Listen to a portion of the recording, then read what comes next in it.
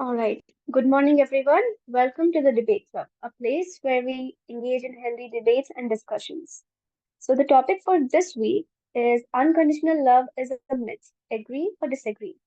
So, basically, there are people of two stances on this specific topic that unconditional love is real, and the other stance is that it is a myth. So, people believe that unconditional love is a myth because it ignores people's boundaries and the expectations that they have when they are in a certain kind of relationships. They believe that relationships are built upon expectations and boundaries, and a lack of these could lead to unhealthy dynamics in any kind of a relationship. On the other hand, there are also people who believe that unconditional love is real, and they often use the example of parental love. Unconditional love, in their perspective, does not mean a lack of boundaries or expectations. It just means a connection that transcends all such things, which are philosophically termed as worldly things. So, with that context in place, let's start the session for today. And I now declare the floor open for debate. People who wish to put their points forward can now start raising their hands.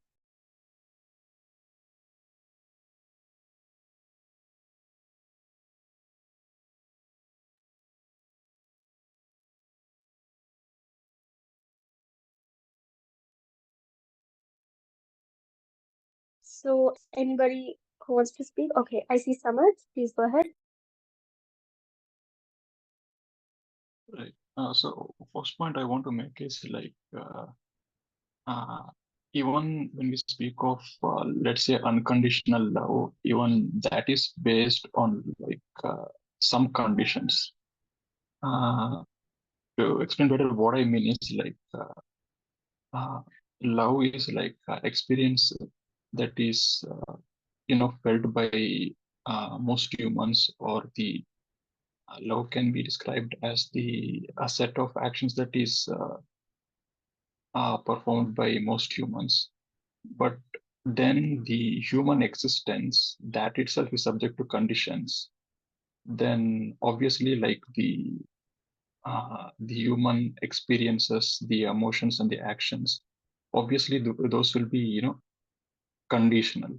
So strictly speaking, even when the strongest advocates of this unconditional love, they would say that this is based on the conditions that uh, humans should exist. The conditions that are necessary for human beings to survive and thrive. That must exist. Uh, you know, so uh, I wanted to bring up this point. Uh, to delve deeply when we, uh, to delve deeply into this phrase unconditional. What do we mean by unconditional? So I just want to bring up this point. Okay, thank you, Samarth. So Samarth is of the opinion that the foundational level, even unconditional love, as we call it, comes with a few basic conditions at least. So that is the point that he wanted to make, that even when we call it unconditional, this unconditional love still comes with a certain conditions. Certain conditions are required to be present for this kind of love to exist. So thank you so much, Samarth. Anyone who wants to go next?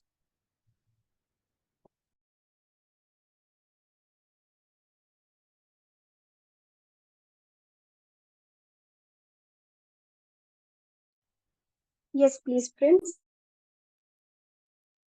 Yeah, yeah, I would be on the contrary side towards Samar said. I would like to assume that love is truly unconditional. And when I speak of love here, then I'm talking in the most idealistic form possible, the truest form of love there is.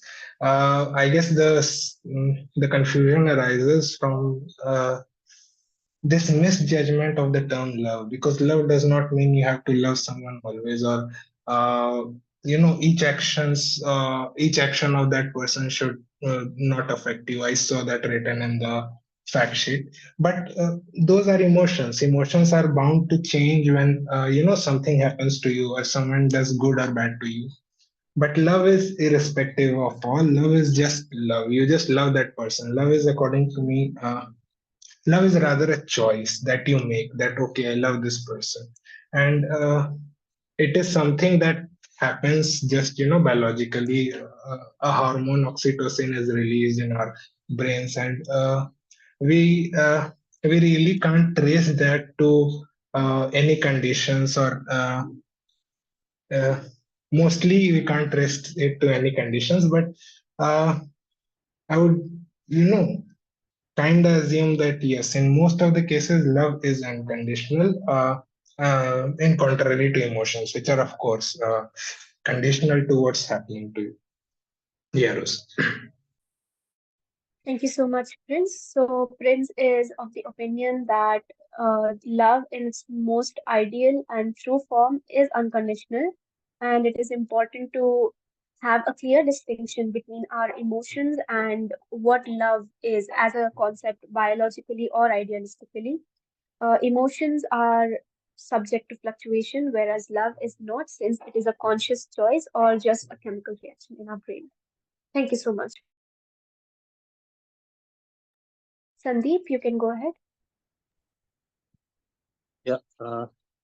So, so the the fact that we define love does come from the fact that our uh, it could be like multiple ways what we consider love as. Like it could be like you want something and you love it, or sometimes you might appreciate what it is and you love it for that reason. And sometimes simply it is because you resonate something with your philosophy, you love it, right? There are multiple facets to that we define love in a different shades.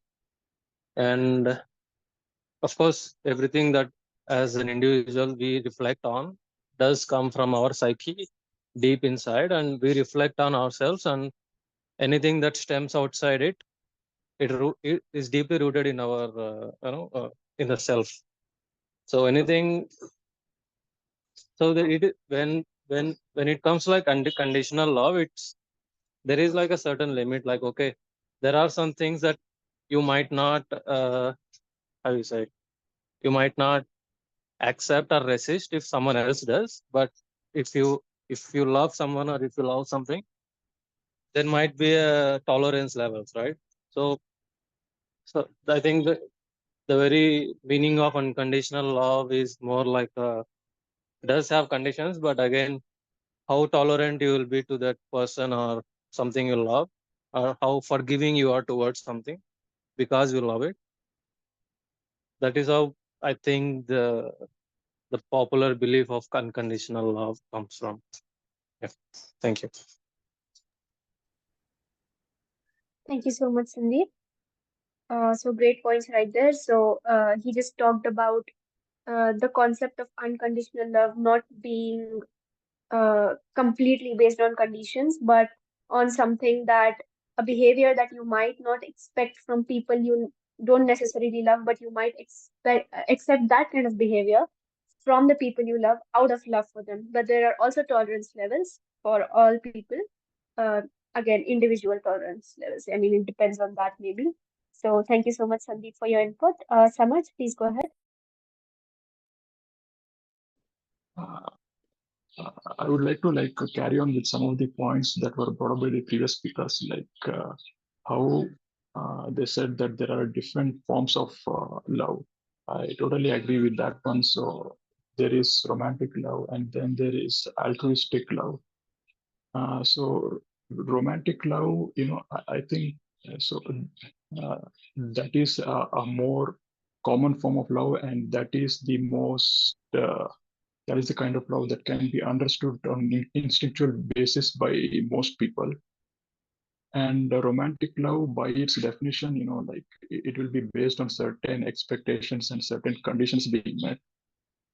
So there is that one. And the more idealistic kind of love that was brought up by Prince, I would say certainly that kind of love exists. So you can call that idealistic love or altruistic love. So that is the kind of love that is not based on any set expectations or the conditions. Uh, so these two forms of love, they do exist. So when I said that even these kinds of love are conditional, the only thing that I meant was these are like human emotions and these are human actions, and they are subject to the conditions that humans must exist in the first place. So I was going through these kinds of axioms or logics to like strictly define what we mean when we say like unconditional love.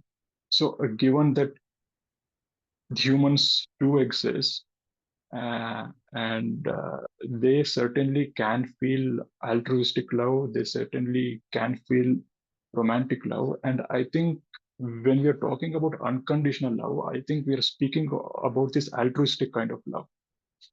I think that is where we are getting at. Uh, and now, how this altruistic love differs from romantic love is, well, romantic love is something that you feel towards, obviously, to a person close to you, and in a romantic sort of way. So, by its definition, romantic love arises due to that partner meeting your expectations or your standards, right? So it could be in terms of like physical attractiveness and how charming they are and how intelligent they are. So based on these conditions, that romantic love will arise. And when that partner is no longer able to satisfy those conditions for various circumstances, meaning they're no longer able to be sufficiently attractive or charming or intelligent, then automatically the romantic love decreases. So there is that kind of love, but then there is altruistic love too, which means you do not, so you love a person purely out of your own ability or aptitude and not expect anything in return. It's like your altruistic love arises when a person is overflowing with love and he directs that love towards another person, and there is no need for him or her to be loved in return. So it arises from an abundance of love, and also it arises purely from a concern of well-being to the other person and not expecting uh, you know for you to be benefited in any way in return. So I would say that this romantic love and altruistic love, it can exist in the same person at the same time, and it can be directed from one person to the other person at the same time. And that is why we experience all of these difficulties and conundrums associated with love, because we are grappling with different kinds of love at the same time, because that is the nature of human beings, I feel. Because human beings are not like purely material beings or purely spiritual beings. They are a combination of materiality and spirituality.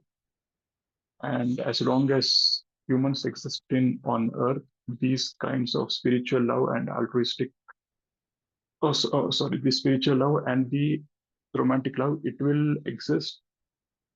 Uh, yeah, so there is a point I wanted to make, like that unconditional love, as in altruistic love, it does exist, and then it coexists with other forms of love.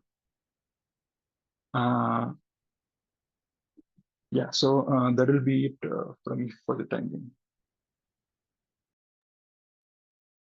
Thank you so much, Samarth. I think I personally related with your viewpoints when you talked about human beings being both, like materialistic and spiritual at the same time.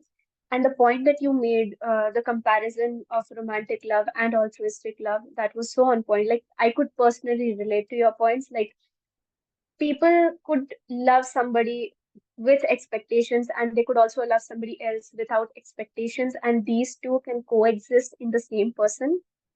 Great point, Samar. Thank you so much. Prince, please go ahead. Yeah, first of all, I would also agree with what Rose said. Great points by both the speakers, rather. But I just have a little bit of clarifications to make. Firstly, I guess it was Sandeep made great correlation with love and tolerance levels. Of course, it's very individualistic, and we can't quantify that. But uh, it's not always important to have tolerance levels with love. As I previously spoke, we always tend to, kind of, because love is an emotional feeling. If you do think that way, then we kind of mix love with other kind of emotions that are present in our human body, and we tend to think that okay, if we love someone, then we have to tolerate, we have to, kind of accept everything that they are doing, and blah blah blah. But it's not always necessary to be with someone we love. You can, stay millions of miles away without contact, and you can love that person. For example, I love Virat Kohli. I don't know. I'm sure he even does not even know that I do exist. But there's just love, or rather, an adoration for an enemy. So yeah, I would like to say that there's no correlation between love and tolerance. That was just yeah. Additionally, okay, this might be a bit controversial, but uh, if we do kind of expect anything in return for our actions, or if we do expect anything back from our, let's say, partners or anyone we love, then I won't term it as love. It is a simple business where we are seeing a return of investment, the time and efforts we invested, and we want a return over it. I guess Samarth really pointed out the point of the romantic love versus altruistic love. But the definition that Samarth provided, I would use a different word for romantic love, and that is rather infatuation. And in the case of love, I'll just say love is love. Heroes. Thank you so much, Prince. I'll now let LN go ahead. Please go ahead. Yeah, thank you, Rose. Am I audible, people? Yes, you are. Yeah, okay. I'm sorry, I just connected through phone. I think I got in a bit late. That's completely okay. You're on mute. Okay, sorry.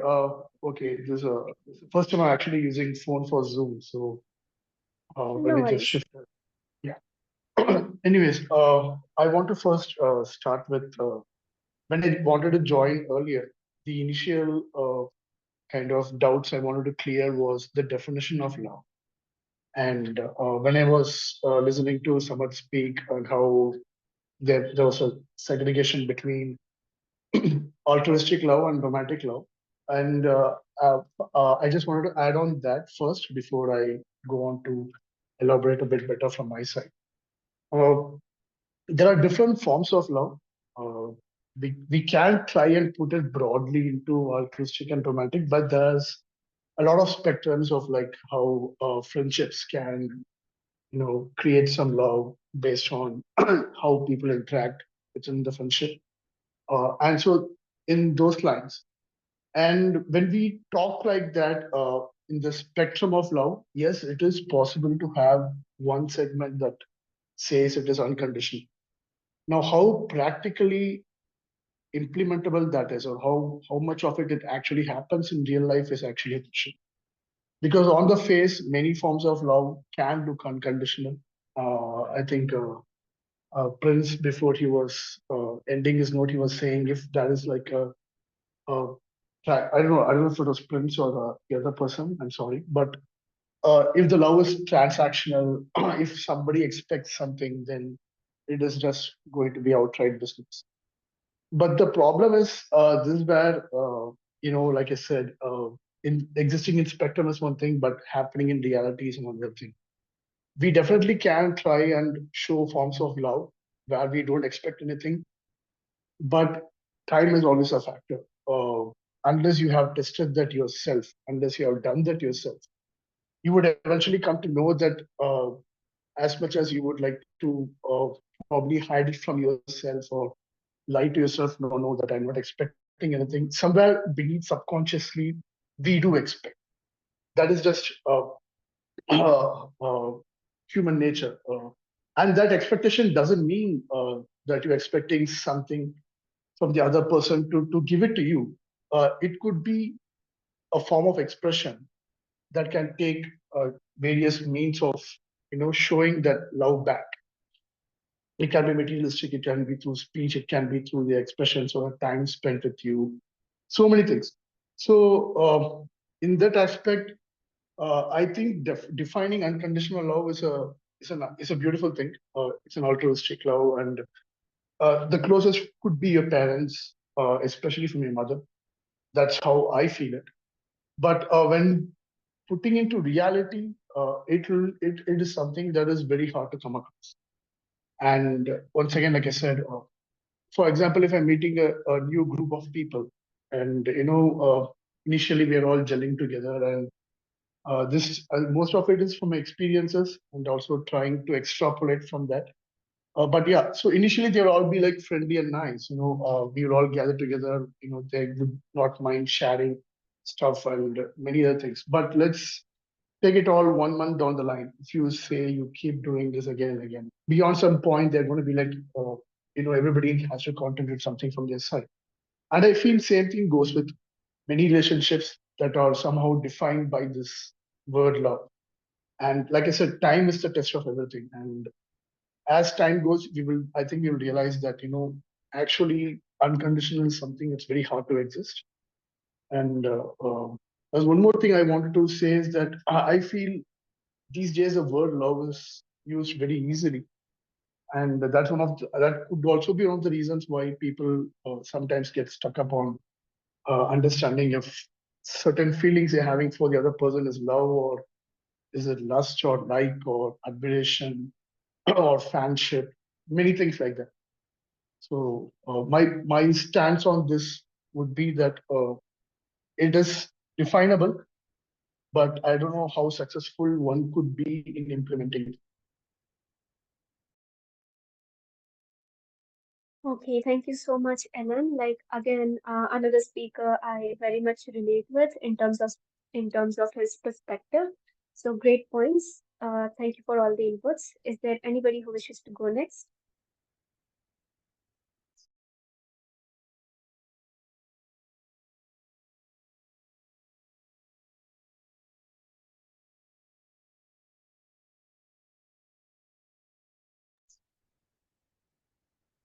Anybody who'd like to speak next?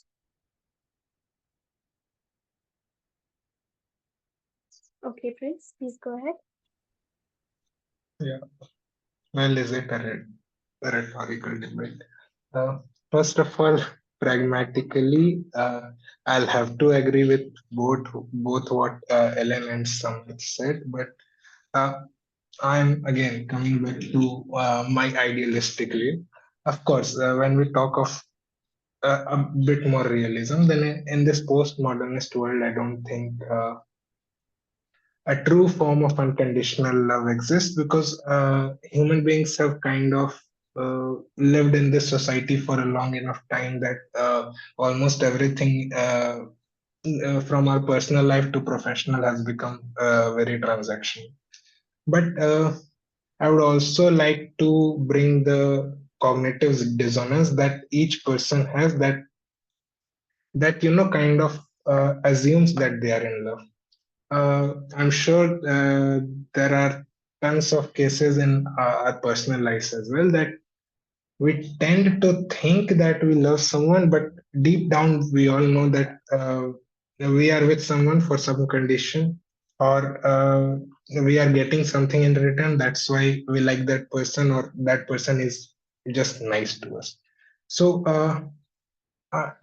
I do assume that if the love is, if what we call today love is truly unconditional, then from within our conscience do speak, and we do get into this cognitive dissonance state where our mind is thinking something else, and we are for some reason or the other, doing the contrary to that. If love was truly conditional and it was based on conditions, then I don't think that we would, kind of land up in this situation. Because if actually love is conditional, then our morals should be built like that. And even though the people in debate are agreeing or disagreeing to the point, I guess everyone here has a basic moral value that love is unconditional or should be unconditional. People relate it with different people. Some people relate it with their mothers, some relate it with their fathers, some with their partners. I personally relate it with my sisters. So, if the love was truly this conditional, uh, then I guess it would be conditional on all aspects. And I guess Rose pointed out that we have all humans have this kind of tendencies where you can love someone conditionally and you can love someone without any conditions at the same time.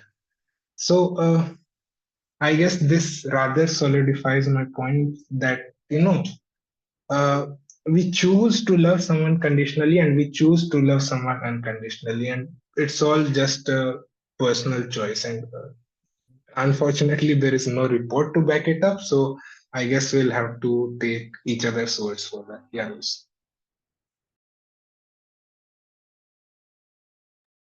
Thank you so much, Prince. Yeah, so like personal input here. So like I think should unconditional love exist, I think we should leave that to individuals to make their own individual choices in their own individual lives. But does it exist? Rarely it does.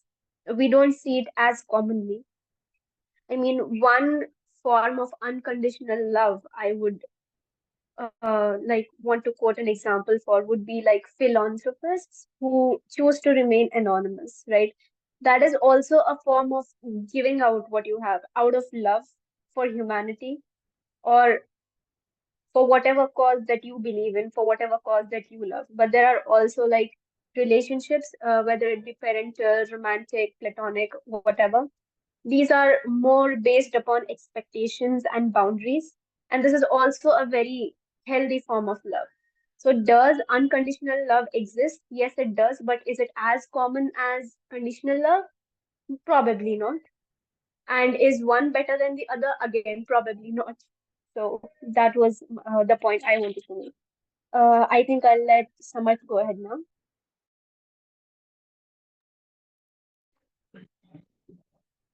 I found it very insightful, the point that Prince brought up earlier about how uh, when we are like infatuated, we fall into this kind of cognitive dissonance, wherein we believe that our love is, we just make it the love that we feel to be more than what it actually is. This is like, it's a very relatable experience, I would say, to most people. So the cognitive dissonance here is that feeling of love, it arose, due to certain conditions, due to because of the other person meeting certain criteria, that we find to be like very appealing. And when that other person is no longer able to meet the criteria, or if when the other person is not showing interest to meet that criteria with respect to us, then automatically our love comes down. And then we will find that our love was not so altruistic in the first place. Our love was not so selfless in the first place. Yeah, so this is like, I think, a very common, relatable experience to most people. Uh, and then, like, how the other point was brought up, like, uh, the compared to this kind of romantic love, which is like kind of commonplace, the other altruistic kind of love, it is very rare. I totally agree with that one. And also the point about how it is not even desirable. It is highly questionable whether if altruistic love was more existent in society, whether that would lead to a better society. Uh, so that is also like questionable. Uh, why I say this is like for a complex society, for us to exist, it is based on a certain set of obligations to be met by each member of the society, and then people will be valued according to that one. So it encourages people to do their best to meet those obligations. So in fact, so that is why I say it is quite acceptable for people to be valued. It is quite appropriate to have this expectation that you have for other people to meet certain expectations, and then their value will be based on meeting that expectations. So it is important for a functioning and highly complex society such as ours to exist, for this kind of value-based system to exist. But then also, like the example that was brought up about how people do this charity kind of work, and they prefer to remain anonymous. I think that is uh, a very good example of this kind of altruistic love. And I think for a healthy society to exist, both this kind of like uh, this love which is based on reciprocity, that should exist, and then it should coexist with this altruistic love. Uh, yeah, so for a functioning society, this is important. Uh, yeah, so this will be my points for the time being. Thank you so much, Samar. I'll now let Sandeep go ahead.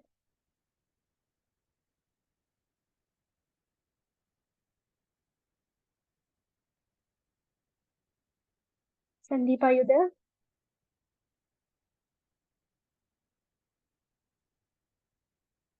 All right, I believe Sandeep is not available at the moment. Ellen, I believe you can go ahead. Yeah, thank you, Rohit. And I think when I heard you and someone speak about the charity and how the unconditional love that lies behind it, we definitely, even I have definitely seen examples or documentaries or like videos on people capable of actually showing unconditional love.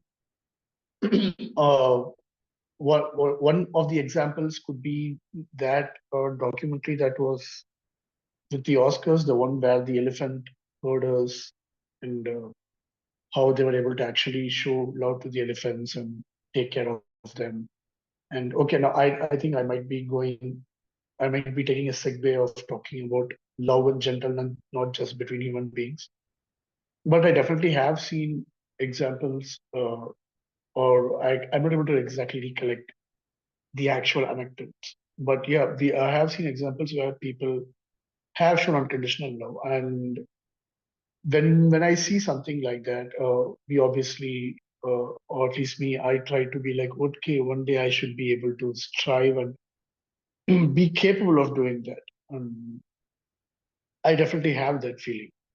Uh, but the one of the issues with that is we should be smart enough to know where to apply it and where not to apply it. And one of the reasons I say that is there are also many situations where uh, portraying an unconditional love to the wrong person can actually hurt you.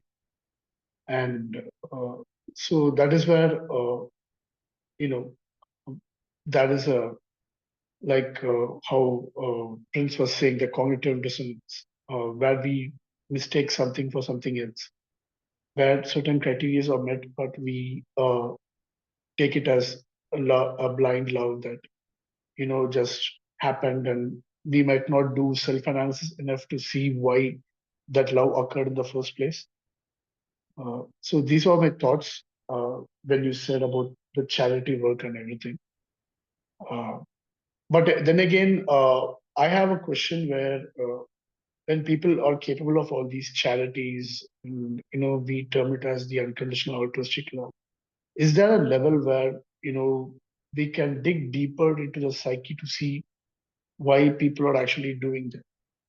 Because when we use the term condition unconditioned, uh, how far are we going to take the line uh, to see if, for example, that altruistic form of love, if that somehow satisfies them personally in a certain way, let's say. So would that be something that we take into conditions, or how do we define the term condition in such a situation? But I have not been able to so far. I've not been able to exactly discretize from where this the overflowing love comes from. Whenever I come across these documentaries or people, I see that. But in a general population, that is something that I do not come across. All right, thank you so much, Ellen. So, the question you posed about unconditional love and can we dig deeper and see where this stems from, right? So, this is a very personal opinion, and this is not really backed by any studies or anything, just a personal opinion. For me, I think in the taking going back to the example of anonymous philanthropy, right? I think unconditional love exists when people are doing it for a cause, for something that they believe in, instead of that thing, that object that the unconditional love is being directed towards is usually not a person. It is for a cause, a greater cause, like something, the betterment of humanity, or we could take an example of the freedom struggle and the people who sacrifice their life for the greater good. So that could be their unconditional love towards a cause.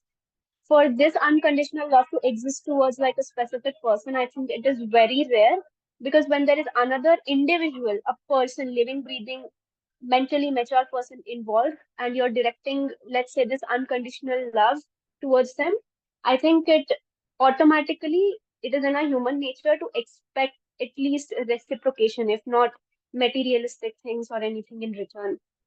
For me, I think that is what my justification is, and this is a very personal opinion. I don't think anybody has to agree with this, but this is just a perspective I have on the topic.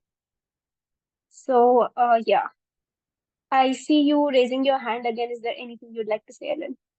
Yeah, Rose, I completely agree with you on that, which is where, so that is the digging deeper I was asking about. So from my Mm-hmm. understanding, what I can see a clear distinction between how human beings love for a cause. It could be a freedom, or it could be an orphan, and we want to see a betterment of the world in a certain way. There is a clear distinction there when it's a cause, or even for animals, for your pets, uh, Mm-hmm. for the dog, I see overall, or the cats, or whatever the pet be.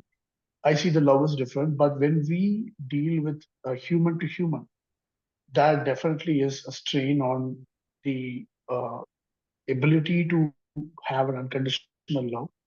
And for example, like you said, the anonymous charity, that person might not be necessarily involved on the ground level in dealing with the charity work, but overall, when he feels he has contributed something for a cause, that's a line. That's where his love ends. I won't say ends, but that's the limit of his influence. And after that, how that remuneration is implemented and how it exactly goes and reaches each individual, that's a different story. But yeah, so I agree. I strongly agree with you on that. Love for a cause, love for a purpose, love for animals or other spectrums, they seem to be different. And love, when we are especially dealing with human beings, is actually different.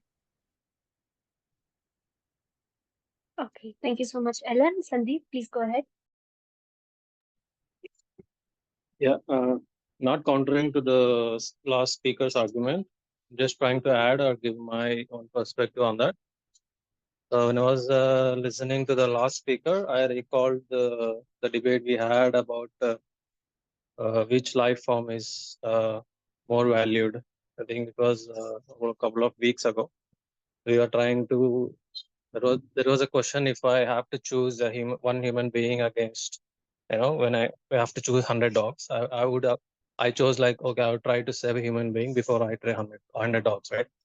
So because of the fact that it roots from the self, right? The connection that we feel roots from ourself, and the first connection we uh, subconsciously connect to our own species first.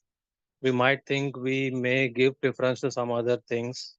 Probably, I'm not sure if I haven't even I have thought deeply myself, but no matter how we convince ourselves that that is not the way, I think we every life form has its own connection towards its own species and relatability.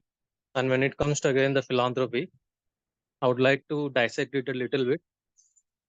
So when it comes to philanthropy, is it like direct financial donations, or is it like a uh, effort at the ground level? Because I do consider there is a difference between both. Even if there is an anonymous donor who donated 10 crore for a cause, but he wouldn't do the groundwork, I would consider a person who is doing the groundwork, taking the 10 crore rupees and making it sure that the cause is, uh, it is spent for the cause that is meant for. So, I mean,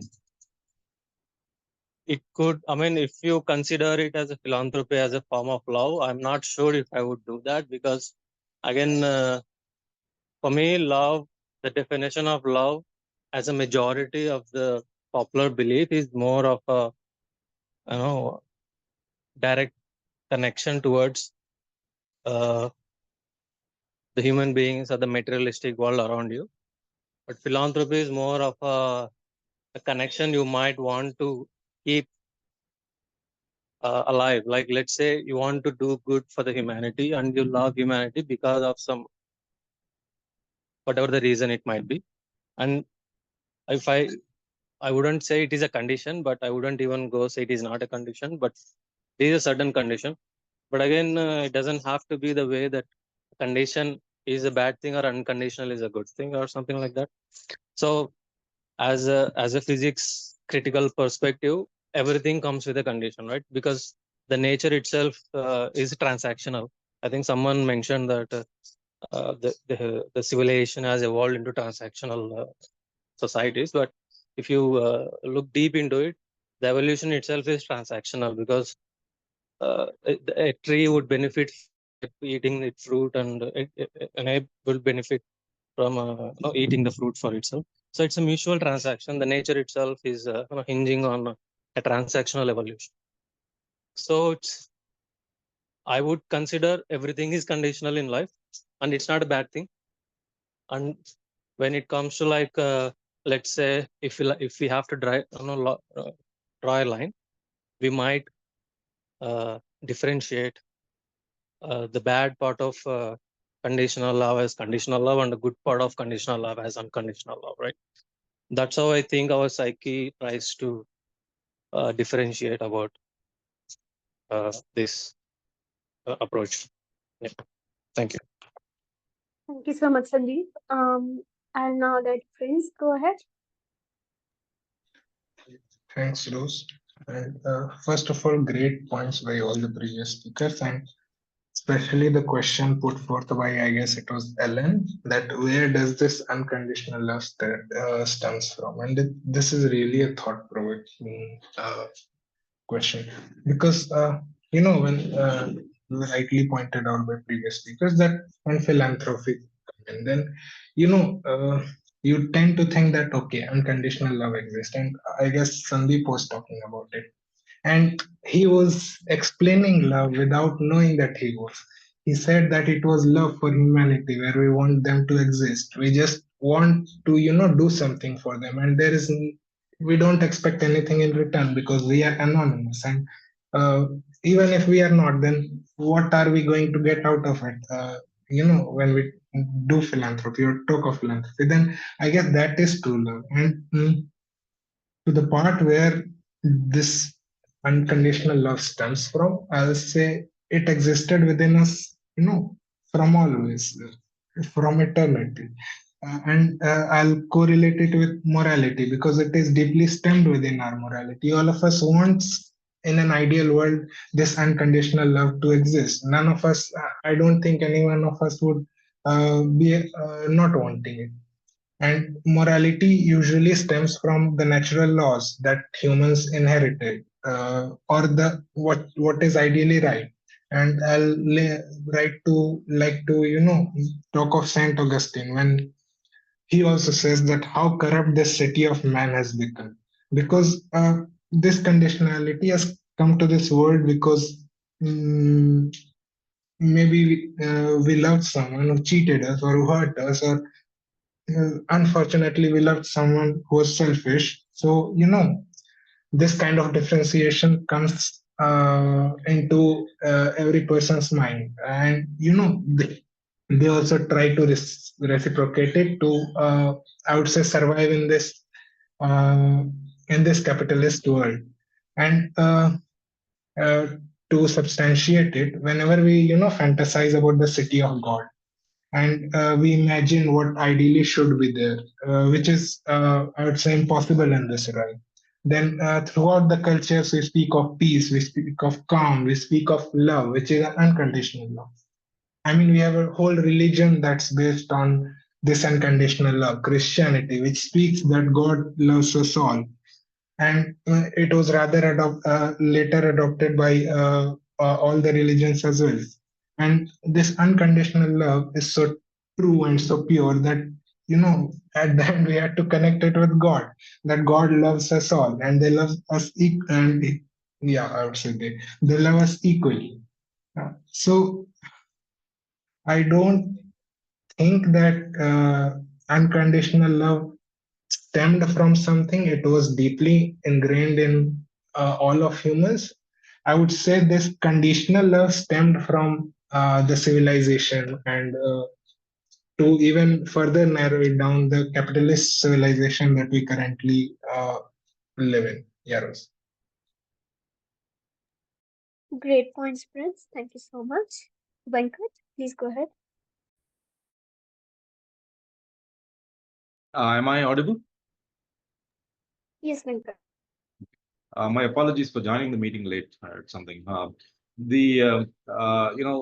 wanted to, as a preliminary, I wanted to talk about a discussion I had with a friend of mine some time ago. He strongly asserted that life is just a set of transactions, that you give something and you get something, and relationships are based on a rough equality between what you give and what you get. And if one of them exceeds the other by a big amount, then the relationship will end. I was actually quite shocked to hear this because this was not my view of human relationships until that point. Um, and I asked him whether he extended his definition of human relationships to blood relations also. I asked him, "Do you believe this is how a parent views the relationship with a child? That if I'm giving much more than what I'm getting from you, then the relationship is at an end." And his response was equally shocking. He said, yes, that it may be a longer rope, a much longer rope than the relationship with non-blood relations, with friends or others or strangers, but it is not an infinite rope. There is an end to that rope. That if your children, if you're giving far more to your children than you're getting back, and if they repeatedly make mistakes that you warn them against and they don't listen to you, and if they make your life miserable, then that relationship too will end. The reason I'm bringing this point is because this is the most extreme representation of a certain point of view that I've ever come across. I don't. There may be many people who think in this way, at least subconsciously, but he's the only one who ever expressed it in this manner. Uh, Gradually, I've come to realize that there is more truth to this than I would have wanted to accept to begin with. Uh, however, I still think that the closest that we come as a human race, as a species, the closest we come to unconditional love is the love of parents for their children. Not necessarily the other way around, but parents for their children are willing to go to the furthest extent to protect them, to make sure that they're okay. And perhaps that is as it should be, right? So, if we take a survey of the world's major religions, there is clearly one religion that is based on the concept of unconditional love, and that is Christianity.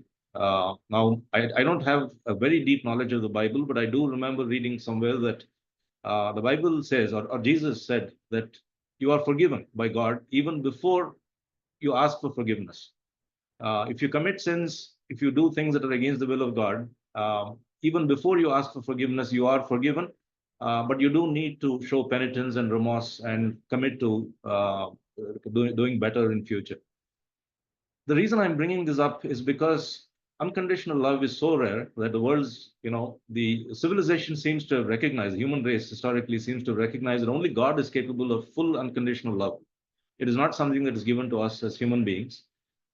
Certainly, the love between friends and more distant relationships is not unconditional. If they cross a line, the relationship will end. The relationship, the feeling that parents have for their children is the closest to unconditional love. And I saw that more than one person talked about philanthropy as possibly an example of unconditional love. That's a new idea for me, but I don't think it's an example of unconditional love. I think it is basically a recognition that we live in a society, we are part of a society, and some of us have been more fortunate than others, and we have got, and those that good fortune is undeserved in the sense that some of us are born in more affluent families, or whatever the case may be, and when we achieve a certain level of success, we want to give back to society, contribute to society as a way of recognizing the fact that we've been fortunate. I think that that is all there is to it. And the more fortunate people feel, the more they will give back to society. That is something I've observed as well. So that is what I wanted to say in connection with this topic. Thank you. Thank you so much, Venkat. Those were some great points made. And now let Samarth go ahead. Right.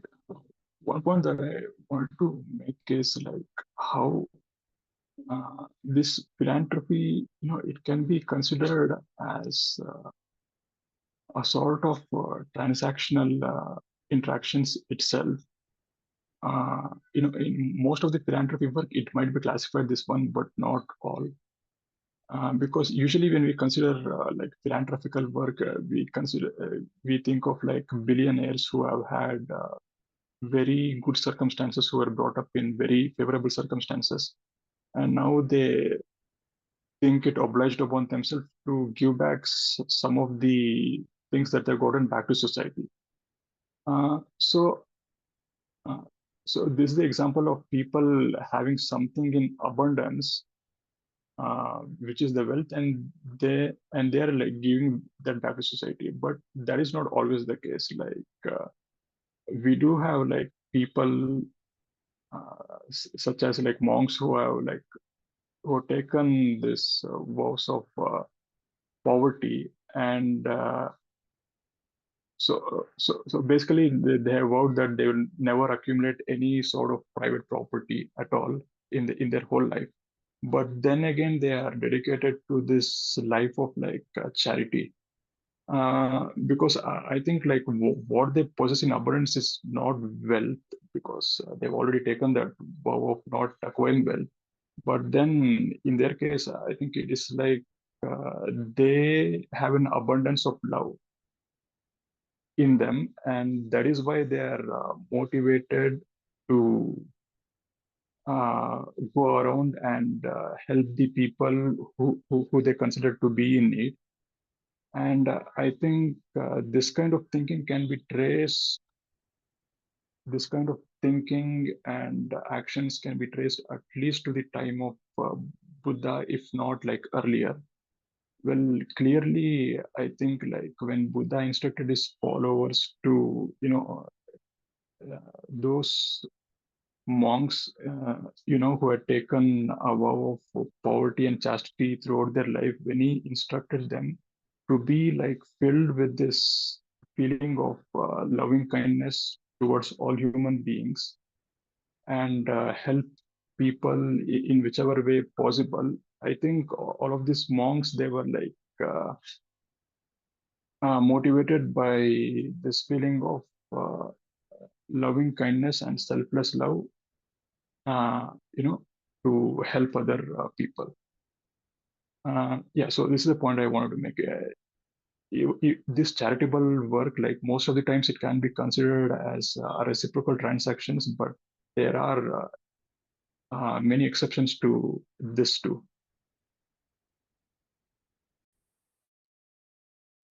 Thank you so much, Samarth. I think I definitely agree with Samarth. And to answer the question that was raised by, I'm not sure, I think Venkat. I think the reason I brought up the example of philanthropy, and in specific, I mentioned philanthropy that is more anonymous. And again, there is different levels and forms of philanthropy. There are people who are giving out in financial terms because they have an abundance of that, and there are people working at the ground level. There are people who are giving out in terms of knowledge. And I think what I wanted to point towards was like the love for a cause, which tends to be more unconditional, like that comes with like little or no expectations of achieving or getting anything is return in return, right? So I think that was what I was pointing towards specifically. I hope that answers your question. And next up will be Ellen. Yeah, thank you, Rose. There are actually a lot of great points, and I'll try to address one by one, uh, which I wanted to talk about. First thing that immediately comes off my memory by listening so long is uh, the understanding of this love behind philanthropy. And if we can term it love at all in some form.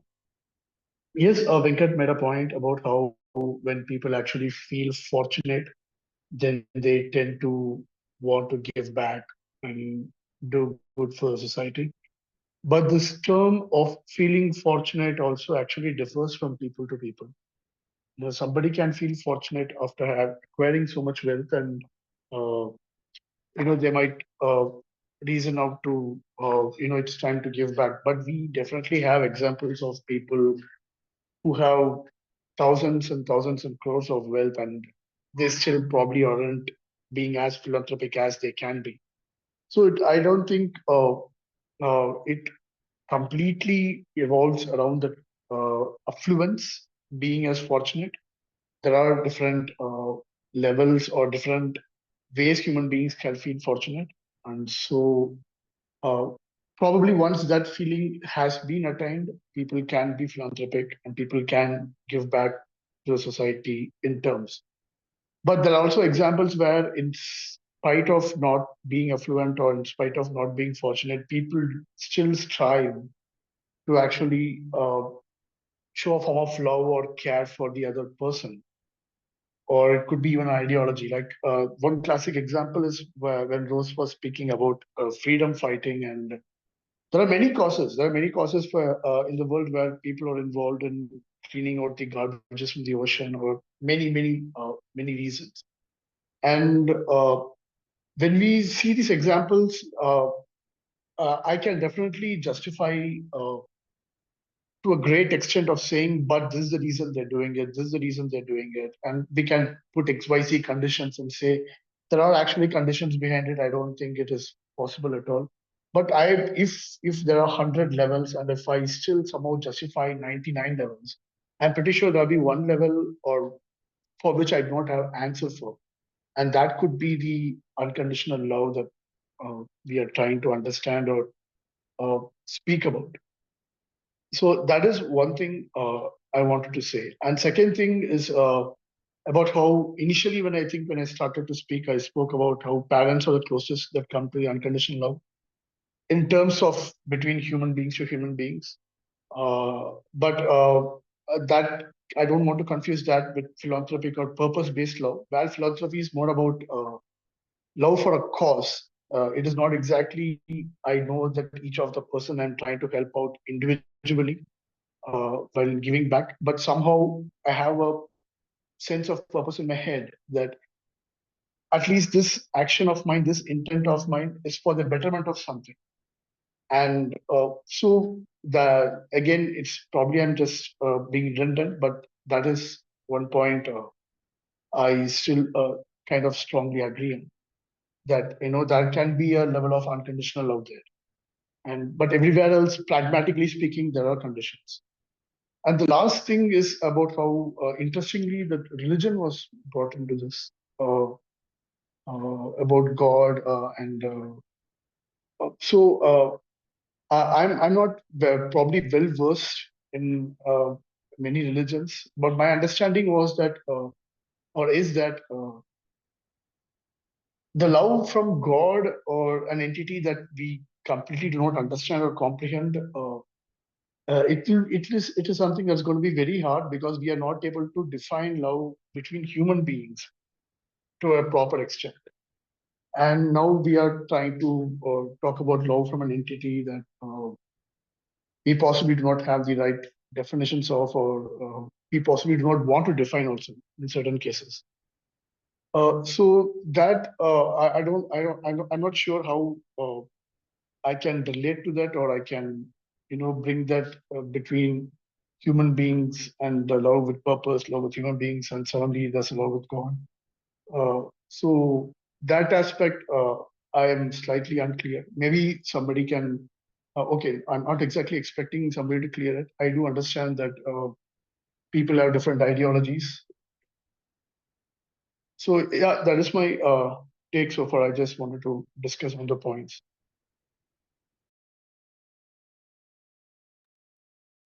Thank you so much, Ellen.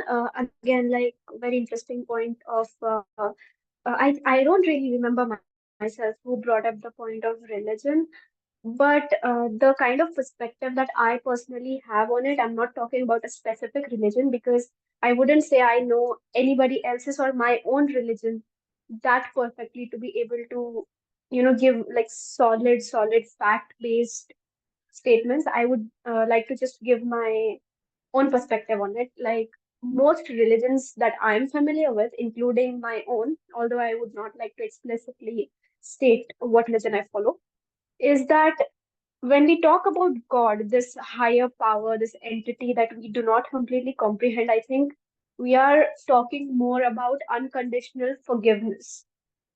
Because unconditional, why I don't think that unconditional love should be associated with religion is because most people follow any religion, most, not all, is because they want to attain salvation or enter heaven, depending on what kind of religion you follow. But then there are certain conditions for you to get there, to attain God's love and to attain the reward that comes as a result of the love you have from God, right? So I would say, in the perspective of religion, forgiveness is more unconditional than love. Like that is the perspective I have on that. So, and I believe I'll let Prince go ahead. Rose, sorry for jumping the gun. 1 second here. Can I just quickly make a point on what you were saying, because so that Yes, then yes. I can. Sorry for interrupting. No, it's okay. But this point you said about forgiveness, and so here, forgiveness and love, right? Unconditional forgiveness from Mm-hmm. the God, or yeah. But here's something that we are expecting: unconditional forgiveness. We Mm-hmm. have defined. Obviously, we do not have a rule book or a standard definition of God. We have somehow created an Yeah. entity, and we have said that this entity is capable of unconditional forgiveness. So now that I don't think we can equate with the what we have with human beings, because like I said, this is something that is solely ideological, theological, and we Mm-hmm. do not have like existential proof of saying that that entity is capable of unconditional love or forgiveness. So that is why I said in those aspects it might get really confusing because we are not able to define it with humans to humans themselves. So obviously, in my head and ideologically, I can be like, yes, that is hope. This is also something that relates to hope in a way. That if I make a mistake, I don't have to grieve and get depressed about it. That is hope of me being better and being good. And that uh, I feel that philosophy and this is somehow interlinked. So I think this once again a created form, and this unconditional, like I'm saying, like that believing that a being is capable of unconditional love is once again like a hope. But can we put the same with human beings? Is what I was intrigued about. Okay, that completely makes sense to me, like the standpoint you're on. But when I talked about unconditional forgiveness, in terms of God, I think it really comes down to like your own religious beliefs. Like if you believe God exists, He exists. If you don't, He doesn't, right? It is a matter of what you believe in when it comes to religion, especially.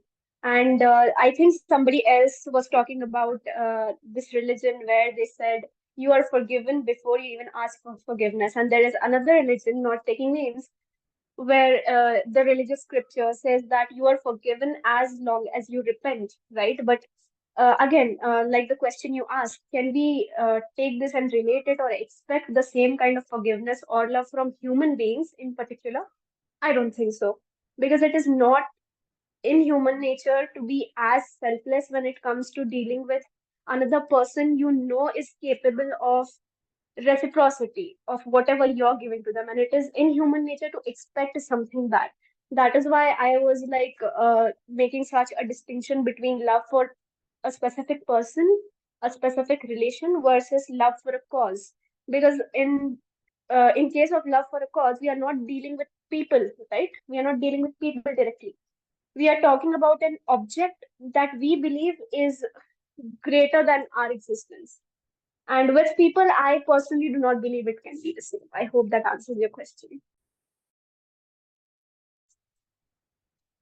Next up, Prince. Yeah, please go ahead. Yeah, thanks. So first of all, great points, of course. When we talk of God, it's really to personal opinions, but I guess what I meant when I said that, uh, this unconditional love can be seen in the city of God is we kind of fantasize that thing. Of course, like everyone here said, that in practical world, in this world, we are incapable of that, or as humans we are mostly incapable of unconditional love, due to the conditions that we live in. But that's why we kind of relate it to God, and we see it as a father figure or a mother figure to kind of think that, okay, if they are our parents, then they can love us unconditionally. Now that's just up to beliefs. Speaking on the philanthropy point, yeah, so uh, I understand where Venkat was coming from when he said that philanthropy comes from this abundance of wealth, and we think that, okay, I did nothing to kind of deserve this wealth, and there are people who are suffering to meet the ends meet. So people kind of try to give back to society, but this is again just my personal opinion that in this day and age where we can't even see our wealth, and especially those multi-million and billionaires, where majority of the wealth is just in shares and they are just numbers. So I'd like to assume, and I'll also think that there can never be an abundance of number. If you are a multi-millionaire, you'll think of becoming a billionaire. If you're a billionaire, you'll think of becoming a trillionaire. So in this time when the whole concept of wealth is just numbers, I don't think you can have enough of the number and think of giving back if uh, there is no unconditional love in you, or there is no love for humanity within you. I mean, there are several millionaires who who live like cheapskates, who don't like to share their wealth. Now each up to their own, but it is not always that a person who has this abundance of wealth would like to share it with the whole of society. If that was the case, then we would be living in a utopia. Additionally, this is just a personal experience that mm, we were like 10 or 12-year-olds and we were collecting funds for a charitable cause. And we were getting like 100, 200 rupees from each house. We went into a house and there was like a 6-year-old plus minus 1 year. And I don't like to use this word, but it was a gullak kind of a piggy bank. And that guy went to his room, broke his piggy bank, and gave us the amount. Now, what abundance of wealth does that 6-year-old has? He was probably collecting that amount from his the monthly expenses that he gets to maybe get chocolates or something, or maybe he got it from his relatives. He directly gave us that amount by listening for the cause that we were collecting the amount. And he does not know us. He does not know that we would utilize that amount uh, uh, where we are saying we'll give this amount to. But I guess this is what happens when we kind of grow up from a childhood times to this adulthood times. That guy was so sure because he was never been cheated on, he was never lied to, that he knew that whatever we were speaking was the truth. And hence that unconditional love emerged within him to give away his whole savings. I mean, this is a 6-year-old we are talking about. And when we grow up, we face these unfortunate situations, and that kind of drifts us away from the ideal behavior that we should have. And not blaming anyone, happens to the best of us. But I guess this conditionality in love just comes so that we are hurt many times in our lives and we try to avoid that feeling. So we bring conditions to whom we love or how much we love. Yeah, Rose. Thank you so much, Prince. Great points right there. Sandeep, you can go ahead. Yeah. So as I said earlier, like, see, the very fact that everything has a condition, it doesn't mean it's a bad thing. But what I'm trying to say is we try to categorize it as an unconditional love. And even when it comes to philanthropy, the argument is like it is not towards a person, it is about a greater cause. And of course, the greater cause is for the people around us and the betterment of society. And of course, when the society becomes better, it indirectly makes our own life better, right?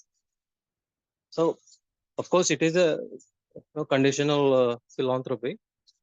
And the fact that we do it is because there is a condition attached to it that okay, let's say somebody did a philanthropical action, and that philanthropical action, and of course they remain anonymous.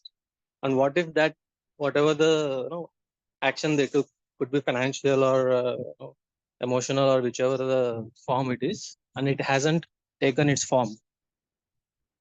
Wouldn't they be feeling bad about it because they expected that it will be used for the betterment of the society? And of course, it is a condition that they are hoping for it. That okay, as I said, so whatever you do, is it we have to draw a line. Is it good or evil?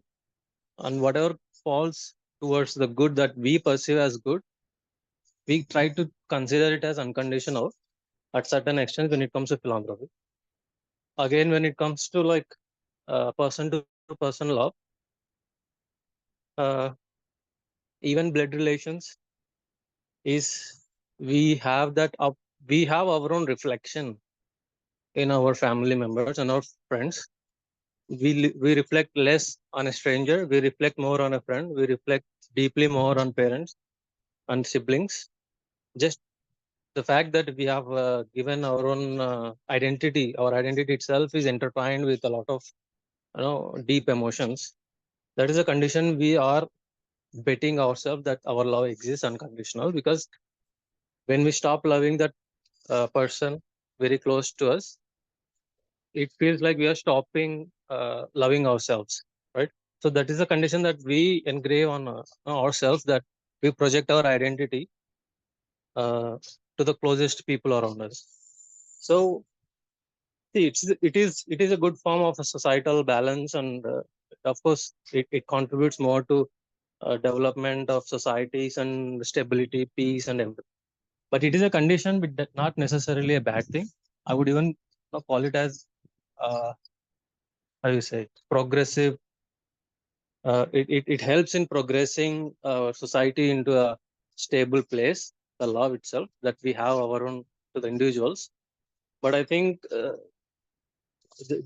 debate, the question of the debate, the title of the debate comes from the fact that the popularized opinion of your romantic partner's unconditional love, right? But even when we talk about our own children, our own parents, the fact that they are born to us, like it's my blood, that is a condition that because of that I love my children. And you might make a point there, okay, there are people who have like uh, they adopt other children and they love them as their own. Yes, again the condition is they are trying to replace their biological offspring with the other one, but they wouldn't be loving the person the same way they would if that person was not grown up or brought up by them, by the parents, right? So it's not necessarily a bad or good thing, but again we have to acknowledge the fact that the very existence of our own existence is conditional on a lot of things. There is no such thing. No, there is nothing that can exist without a condition. That's what I'm trying to say. Thank you. Thank you so much, Sandeep. Samarth, you can go ahead. Uh, these talks about whether the whether unconditional love can exist or not, I think it depends more on what an individual's views of ethics is, what an individual's idea of how this world is, all of these talks revolve, then most people would realize, I think. Uh, here, the previous speaker, I think he beautifully like elaborated on a certain perspective. Uh, I think I would term that one as more tending towards this deterministic or materialistic, that kind of a perspective, where supposedly altruistic actions can be explained in terms of uh, supposedly altruistic actions can be termed more in terms of like this reciprocity. Uh, uh, the example for this one is like the altruistic actions. We do not tend to associate them mostly to humans. We do not tend to associate them with animals. But even in animals, so what we like usually think is like animals, they will be mostly concerned about giving birth to their offspring and providing for their offspring. And animals would not be that much inclined towards looking after the larger group. But even in animals, we see the phenomenon of how certain individuals in the animal species, they are willing to forego having offspring, and they will dedicate their lives to looking after their offspring. So even in animals, like those species whom we think of as like purely like egoistic and not at all altruistic, this phenomenon of how the animals, they tend to forego having offspring and looking, and they take care of the offspring of others from their tribe. It can be explained in terms of what is termed as group selection. So the idea behind that one is how groups which have more altruistic members in them, they thrive better than groups which are less altruistic. So here, this supposed altruism in the form of this supposed altruism, it is explained in terms of like a more enlightened form of egoism. So it's not actually an altruism, but it is like a more like efficient way of egoism. That is how it is explained away in animals. But these kinds of explanation, it becomes like progressively makes less and less sense when we apply it to humans, in my opinion. So even in the case of like, let's say that philanthropists who do this benefits to society, uh, it can be thought of as a form of, like a member of the society. Uh, he is contributing towards the welfare of the larger society. And this form of altruism, it's not actually an altruism, but it is an enlightened form of egoism. It can be conceived of in that way. So this like where a person, when he works towards the benefit of the people around him, he is being like indirectly benefited by his works. And these kinds of more less egoistic societies, that will be more functional than the more egoistic societies where each person is out for the benefit of himself and nobody else. So this kind of philanthropic work, it is explained in these terms also. But why I think this kinds of explanation of enlightened egoism, I think it fails is, uh, humans are like much more capable of abstract thinking than animals are. So human beings are capable to such an extent that uh, they can abstract away the concepts, and they can look into the uh, and they can like perceive what the future might be to such an extent that they are also aware of their own mortality. I don't think this can be said of any animals. So when humans, uh, they perceive reality in such a way that they're able to abstract it and then come to the conclusion that, and then become aware of their own mortality, and then become aware that all of the work that they are doing for the benefit of other people, it will ultimately, in a larger span of time, it will amount to nothing, because all of their works will go in vain, and all of the efforts of the other people too, it will go in vain. But still, humans, they do persist in doing this charitable works. No, I don't think the human actions in this context can be explained in the terms of this enlightened egoism. Uh, so, uh, yeah, it becomes like progressively harder to justify.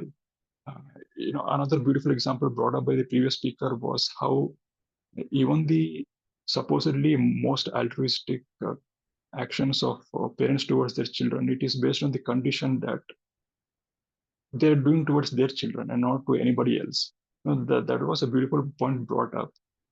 But then again, like we have these examples of people who have taken vows of chastity, which means they're not going to get married and have kids. They've taken a vow of poverty, which means like they have taken a vow of not acquiring personal wealth.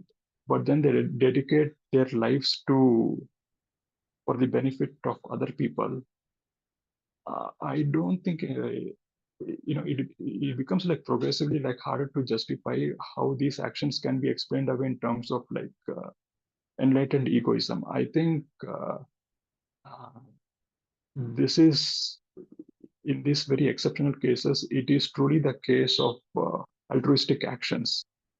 So now we are asking what is the basis of these altruistic actions.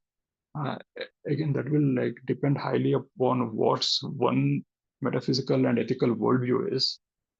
And if your worldview is that humans are both like spiritual and material beings at the same time, and you can see like how these actions of altruism, they are originating from the spiritual. Yeah, so so that was the argument that I was trying to get at. Uh, yeah, thank you. Thank you so much, Samarth. The speakers who will be given a chance to speak next, I want you guys to make your argument and then give me a closing statement because it is 12:30 and we will now be moving into the unmoderated session after you guys are done speaking. So, Sandeep, please go ahead.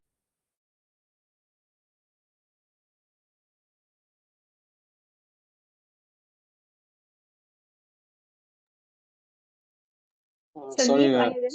sorry, I'm Yeah. not going to speak. I think I didn't realize that I raised my hand. You can now serve next person. Thank you. Okay, okay, thank you. Ellen?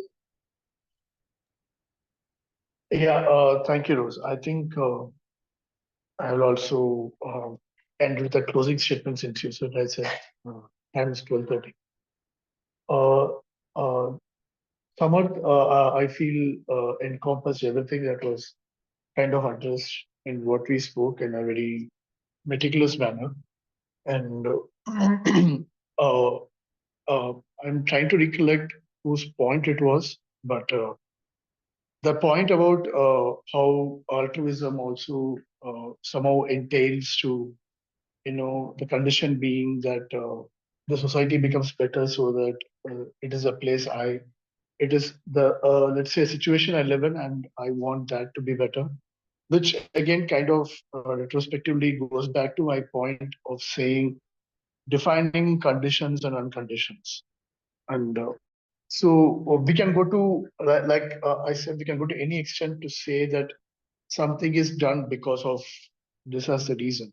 But if we can lay some basic ground, uh, objectives or rules that the living for a betterment or hoping for things to become better is at least kind of basic among us. Of course, there are a lot of exceptions of people who do have destructive mechanisms built in their behavior. But overall, generally speaking, we do hope for a betterment in some form or the other. Now, if we do consider that as a very rudimentary or a fundamental requirement, and then if we try to look at how people actually help others and how love is being expressed between different uh, entities or different ideologies, then I think we would have a clear understanding of this unconditional and conditional love. Of course, there is also a viewpoint where I can straight up put on a very pragmatic lens, and I can be like, you know what, this is because of this. I can even go to an extent to say that, like how they are mentioning the parents' love does not exceed beyond their children. But I definitely have seen cases where uh, parents, even after do loving the children, they have tried to help others with the altruistic actions. I do not want to take personal examples, but definitely of people I know have contributed to various NGOs, just hoping that the other kids do well, the kids who do not have that affluence or wealth with them. For example, I've seen cases where a certain family is poor, but the kid has scored really good marks, and they're not able to get the education they want. The father, he stepped up and he's like, you know what, I can take care of the education for this so and so year. And eventually, like, people queued up and they're like, okay, you know what I can do for the next. And these people are not necessarily having like billions of dollars of wealth. It's just the innate feel, or it's obvious probably that they're not also going to benefit from the education of the kid in any form or the other, right? It's not like that kid is going to grow and then pay taxes, and then these parents who are past their prime are actually going to enjoy the tax money, and that's not their thinking at all. So to blanket, we cannot blanketly decide that we are not capable of unconditional love. I think we definitely are. We might be finding it very hard to pick out examples because we do not come across people like that in everyday life. And also, there was a point where today's modern society, it's very hard to find, and that point somehow signifies that during a previous era, we somehow had unconditional love. No, I don't think unconditional love was prevalent in the previous centuries and suddenly it disappeared in the 21st century. I think depending on the availability, the affluence, and the condition of the society, we had a level of unconditional love and we had a level of other forms of love. And as and when the society progressed, for example, earlier days, we were much prone to diseases, deaths, and uh, catastrophes that we didn't have control of. But today we definitely have, controlled at least the majority of diseases that we could not, like plagues or poxes, etc. So as the society evolved, so does the definition of love and many other things.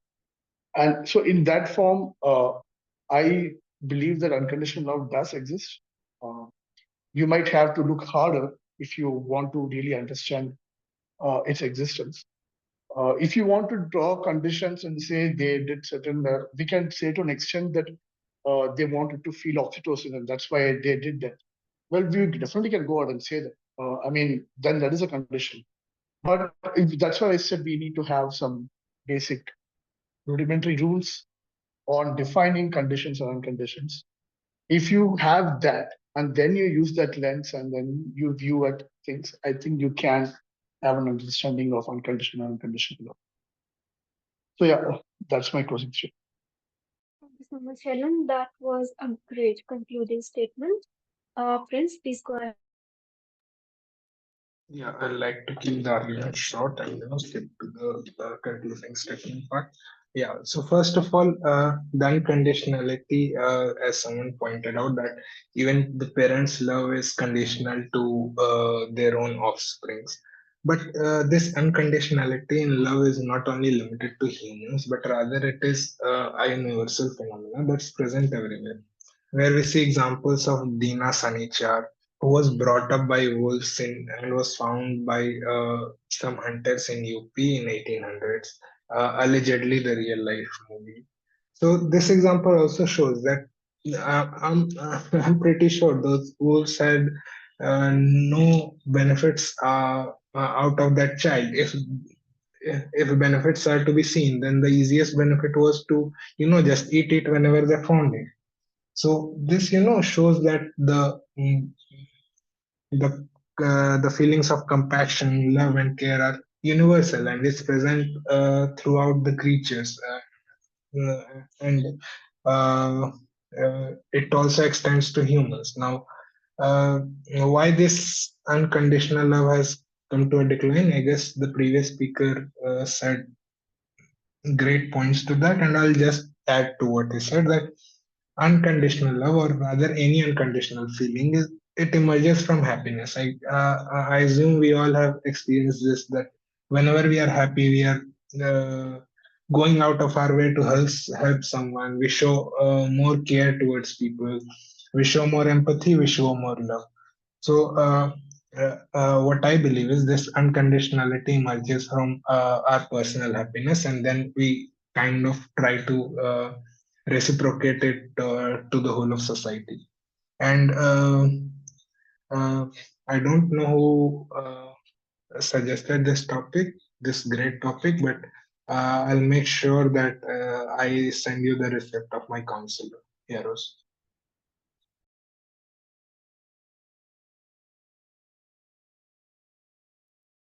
Thank you so much, anyone raising their hands. So I will be giving to moderation. Let me give you a quick list of instructions for how this is gonna go. You guys don't need to raise your hands anymore because this is more of a discussion than a debate. Just make sure to be respectful and do not cut each other off and speak one after another. Anybody?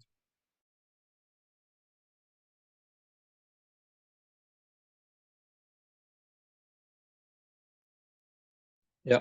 So I do agree completely with Ellen, and he brought up, he concluded more or less the entirety, the summary of it. But I mean, like I'm not trying to put out there that unconditional love doesn't exist in a solid form as an emotional point of view. I'm more of a, how you say, try to put everything in a black and white perspective, but it doesn't really have to be good or evil. And if it could be good or bad, it's again, I always leave it to the individual to decide if it is a good or bad. But I'm more of a technical guy who try to put everything in black and white. What I'm trying to say is, as Mr. Allen also pointed out, of course, the philanthropy is also has a condition that could inspire the future generation. Yes, but it doesn't have to be good or bad. It's up to the person to decide. Some might consider, doing good to the society is good, and some might consider it could be evil because they are on the other side of the spectrum. So what I'm trying to say is, as in a even an atomic level, when you go philosophical to an atomic level, even atomic level has a condition why it exists the way it exists. I'm sure we are not able to comprehend uh, why it exists, but we can comprehend how it exists. Okay, so it goes down very deep, up to a very core level, that everything has a condition attached to it for its own existence. It not necessarily has to be evil or some such that sort. The fact that we try to put a unconditional love is, of course, human beings are the most compassionate beings that I know. There might be other life forms out there, even on the planet Earth, who are more compassionate than human beings, but I have not come across. But the point being, uh, the, we ourselves fall into a place where we put our own, we have, like, let's say, societal, when I draw a line between societally conditional laws, societally unconditional laws, we try to put conditions over something, and then we think that we are not conditional. That's where I think the more problematic relationships occur down the line, when things become, things go south, or like they become sour. We need to know, deep down, that we have to acknowledge there are some conditions that we cannot cross, or there are some conditions that cannot be taken for granted. And these conditions are, we might call them unconditional, but again, how you might love your own son to an extent that you can take a bullet for them. That's a different story, because for you, your own line of propagation matters the most, at least for that individual who took the bullet for the children. But again, if you get tortured by your own children for next 50 years, at, won't you let it go at some point? I mean, that's what I think about it, because there is, see, it goes to the extreme level. But when you put settle down everything, of course, unconditional love does exist on a regular basis. We do see it, and Mr. as Ellen pointed out, that it also connected to a lot of societal evolution, the times we live in, the times that they have passed before, the history we remember, the history that we take cues and inspiration from, right? There are a lot of nuance to it.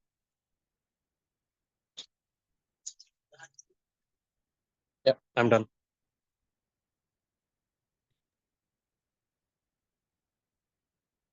Hello. Yeah. Yeah. So Yeah, I think Rose is on. So yeah, but Prince, I'm not sure if this is you, but your voice is very unstable.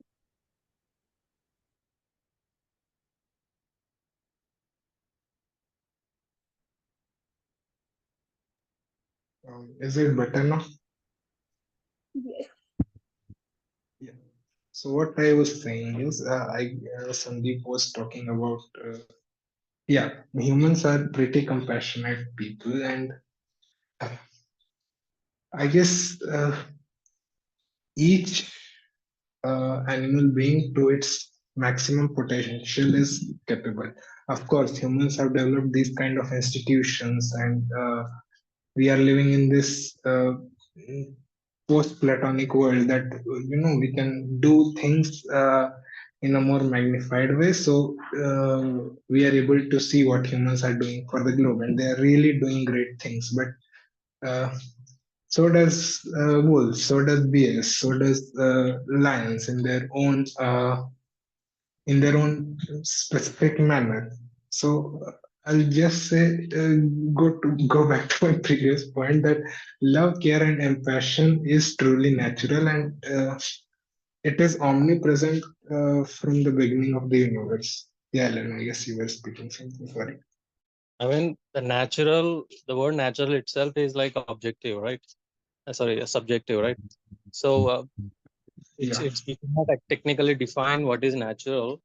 You are saying that okay, it because it exists, and it is how it is, but it doesn't explain the fact that is there a condition attached to it in the core form. Yeah, when I say natural, I mean that it exists in the law of the nature. Yes, that's what I mean to say. The law of nature itself is conditional upon the subatomic forces, right? Yes, of course. I mean, like everything in this world is conditional to the existence of the being. Okay. To weigh in this one, I think what Sandeep is trying to say is like uh, the laws of the physics, for example. Yeah, So, exactly. do they have any say on our altruistic actions or not? So, if the actions, if all of the actions that are performed by humans are they determined by the laws of physics, or are some of the actions, which have their origin, in a non-material basis?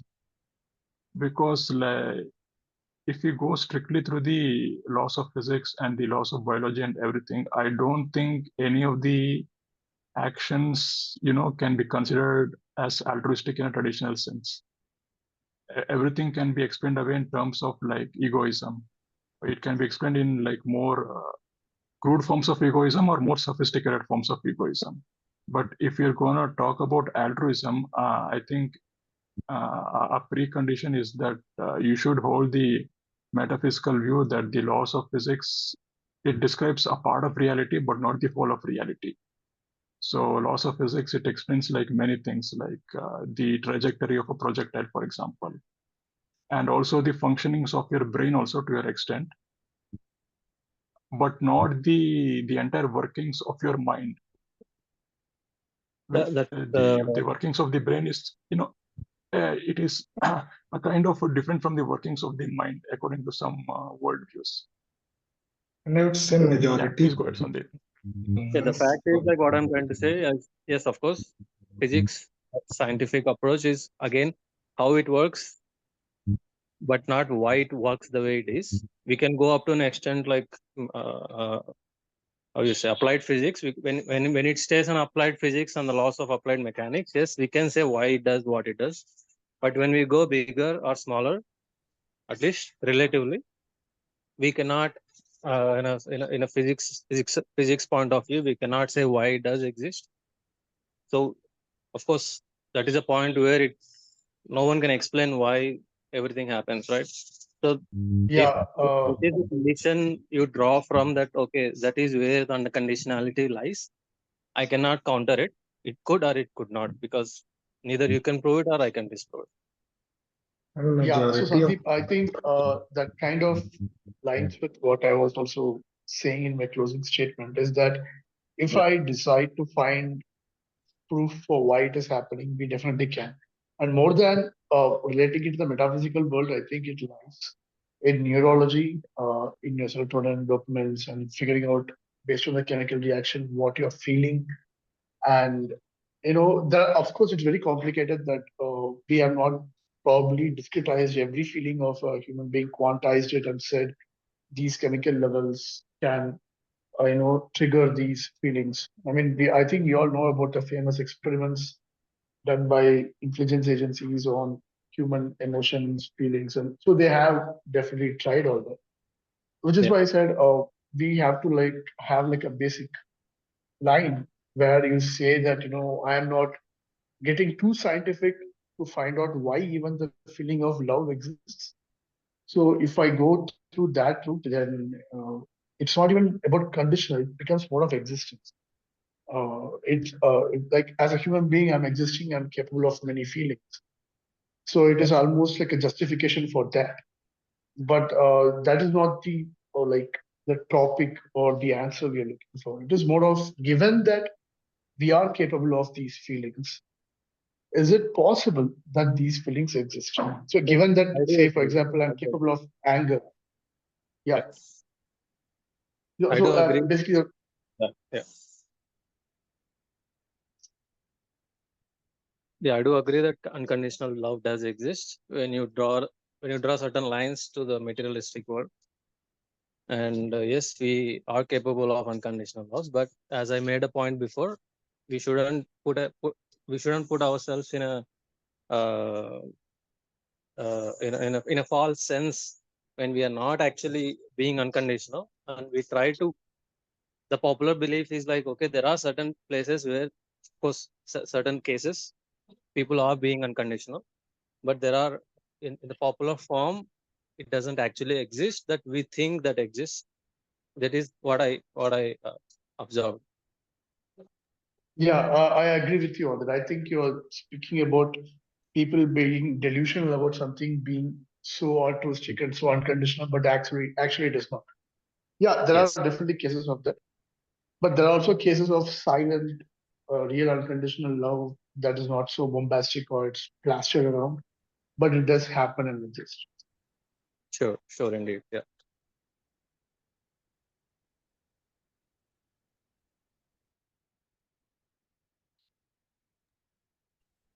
So I would assume and say that everyone here agrees that unconditional love is not a myth.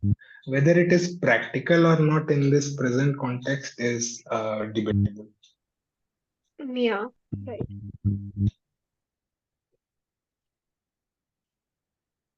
I mean, personally, I think it is practical in very few cases and impractical in most cases.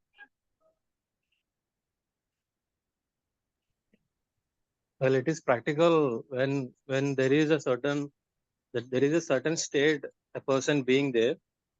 Of course, you can make an argument that a person who couldn't financially afford his own livelihood for a day could also be philanthropic. Yes, that certainly is the case. But again, uh,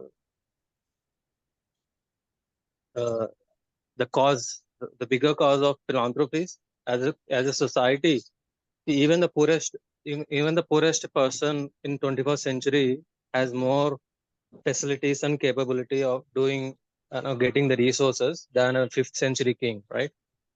Mhm. So the the the, the society the civilization as a whole does lift the platform up a little bit, or maybe even more, to a certain extent, that the rarest form of philanthropies might exist in certain cases, but most of the philanthropic cases does stem from a place where you're self-satisfied, or maybe at least not in a state where you're worried more about yourself than you know the philanthropic actions of yours. Yes, there are certain people, of course, they do little that what they can.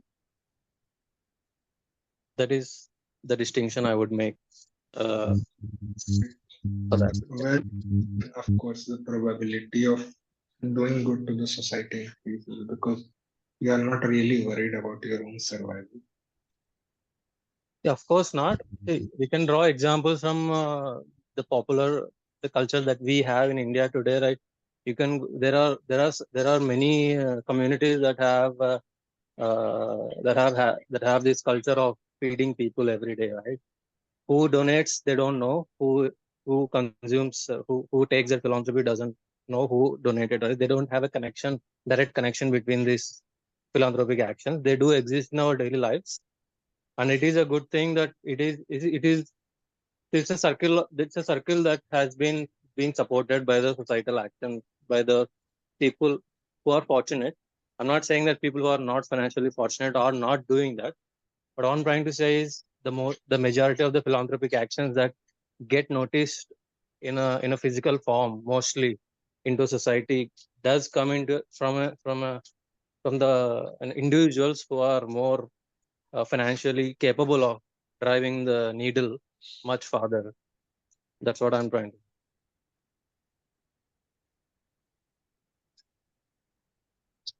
Yeah, I can agree on that definitely. I mean, most philanthropic actions that are noticed and talked about are from people who happen to be financially more fortunate than like an average person, I would say.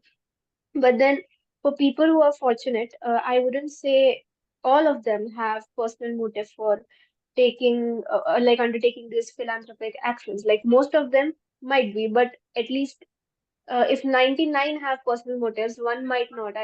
Yeah, the generalization would be kind of unfair in that case. And then again, people who are financially fortunate in specific also still have a choice to not give back to society if they don't want it. And it's not legally a crime and they won't be punished for that, right? They wouldn't be, but that's those are the pitfalls of democracy we live in. So I mean,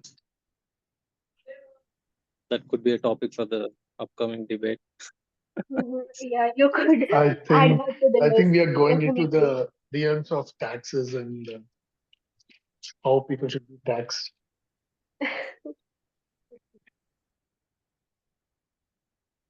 You could go and suggest that topic, definitely. I think there is a And debate coming up about the call. I think the democracy of India.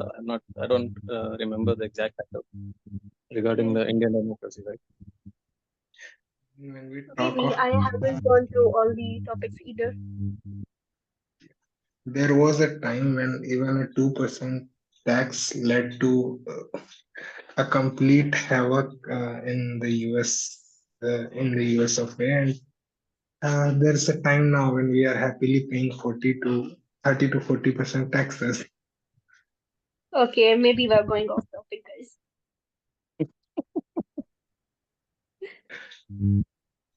Yeah, you can wrap it up if it's done, I guess. Yeah, I think most people have an agreement, right?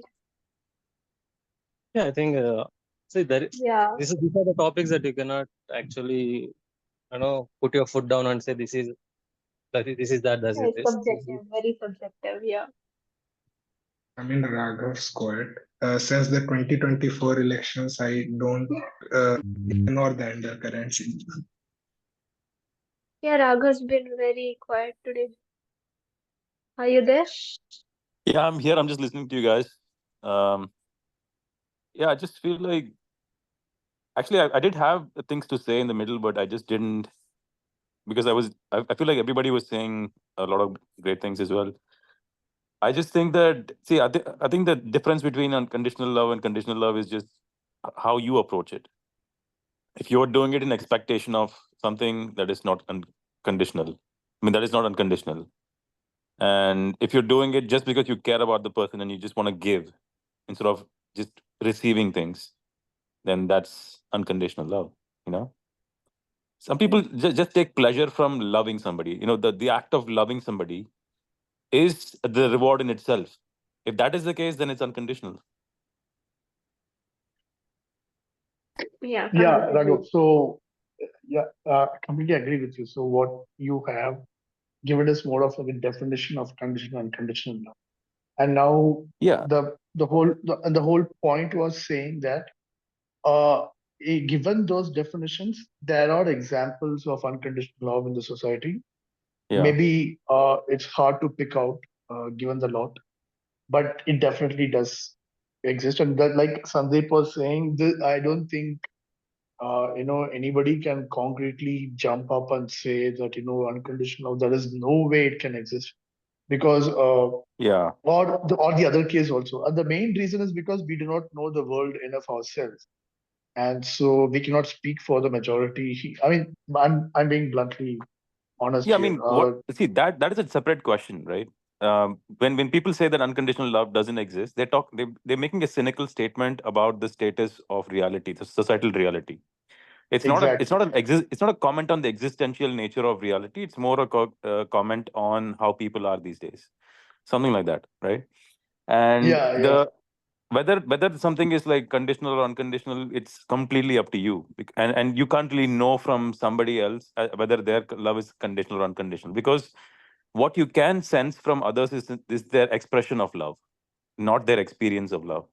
That is something that you will only feel within yourself. With somebody else, you have to trust on their words, or you have to like make a judgment of their based on their actions. But you can't know. Fundamentally, this is unknowable. You cannot know somebody else's subjective experience. You can only see expressions of it, right? So it's really hard to know. Otherwise, the only place that you can know for sure is your own experience. So if yeah. somebody is saying Uh, that unconditional love doesn't exist, then it means that they have not experienced unconditional love within themselves. or it's also possible that they have experienced it, but the interpretation, like you said, we cannot know. We can only uh, see from the expression of it, Yeah, and we can any infer. expression is infer exactly. So, but any expression is open to interpretation or inferration, right? Yeah. And in those aspects, it's highly possible that I'm not like throwing shades, or it's highly possible that sometimes people might not interpret it for what it actually might be. And that's Yeah, why, that is. like, I completely agree with you. It's not possible for us to definitely know that some action was conditional or unconditional. But given the various forms of expressions we have seen, or the multiple expressions we have seen, we at least can categorize them to an extent. And I think it is on those categorizations we have a discussion of whether that was a conditional or unconditional. Yeah, I think somebody was telling me that this topic does not have any substance, that we can't really talk about it. I'm not really sure if I agree with that or not, because like this is kind of like one of the shorter debates when we talk. We don't really have people like shouting over each other. I feel like everybody's just on the same page anyway. Yeah, I Yeah, when do. it comes to subjectivity, it's about respecting the other person's experience that they try to project. So, as far as the mutual respect exists between individuals, there won't be any shouting because this is a subjective topic. And as you said, Raghu has pointed out very nicely that it's up to your subjective reality. And when you say you haven't, that unconditional love doesn't exist, it means that, of course, they haven't experienced it themselves. So they would point out bluntly that it doesn't exist, right? Because they haven't Experience I'm contemplated talking about within themselves. yeah, that's what. Right. So Yeah, they haven't yeah. contemplated what exactly is unconditional love, because everything is a calculation for that individual. So Yeah, looks like it's a wrap, then everybody's on the same page. Honestly, it was like one of those very subjective debates that I personally really enjoyed. I mean, I would like to take part in the debates where there is shouting across just to see how it happens. But, Oh, you should this is stay my with first me. debate. Yeah, this is Yeah. my first debate here in this meetup. Uh-huh. I generally use How was meetups it? for like adventure or all that. This is my first time I'm like Uh-huh. on a debate. So yeah, Uh-huh. I think I would like to stick around and wait for those days where there is crosstalks, and that'll be fun. Yeah, like looking forward to it. I hope you had a great time though, like even today without all the shouting and stuff. Yeah, I definitely did. And again, like it's one of those topics where uh, we can talk for hours and hours, but yeah, I think we all have a common agreement on Yeah, this. there's a general agreement, right? All right, then I guess I'll see you guys next time with a different topic. Thanks everyone. Bye. Yeah, Bye, thanks a guys. lot, guys. Nice talking to you. Yeah, bye, Sandeep, Raghav, everyone. Yeah. yeah, thank Bye. you.